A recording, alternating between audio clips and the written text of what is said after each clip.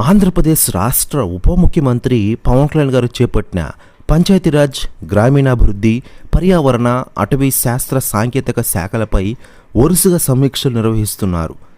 బిజీగా ఉన్నారు పవన్ కళ్యాణ్ గారు. ప్రజా ప్రయోజనాలు, అభివృద్ధి, అటవీ సంరక్షణ, పర్యావరణ పరిరక్షణకు నిర్మాణాత్మక సూచనలు, ఆదేశాలు ఇస్తున్నారు పవన్ కళ్యాణ్.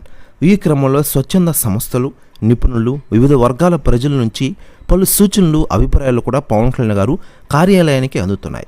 ఆయా వర్గాలకు చెందిన వారు కూడా తమ అనుభవాలను తెలియజేస్తూ నివేదికలు ఇస్తున్న విషయమే. ఇక ఇదిలా ఉండగా పవర్ స్టార్ పవన్ కళ్యాణ్ గారికి తాజాగా ఢిల్లీ నుంచి ఫోన్ ఇచ్చిందట. కేంద్ర పెద్దలు పవన్ కళ్యాణ్ గారితో మాట్లాడారట. దీంతో హడావిడిగా బయలుదేరారట డిప్యూటీ సీఎం ఢిల్లీకి. దీంతో మాజీ సీఎం జగన్ గారు కూడా షాక్లో ఉన్నారట. ప్రెస్ న్యూస్ కూడా తెగ వైరల్ అవుతోంది రాష్ట్ర రాజకీయాల్లో. మరోవైపు డిప్యూటీ సీఎం పవన్ కళ్యాణ్ గారు పర్యావరణం గురించి మాట్లాడుతూ పర్యావరణ హితమైన వస్తువులను మన వేడుకలు, ఉత్సవాల్లో వాడితే మేలుకొతుందని తెలిపారు. వినాయక చవితి రాబోతోంది.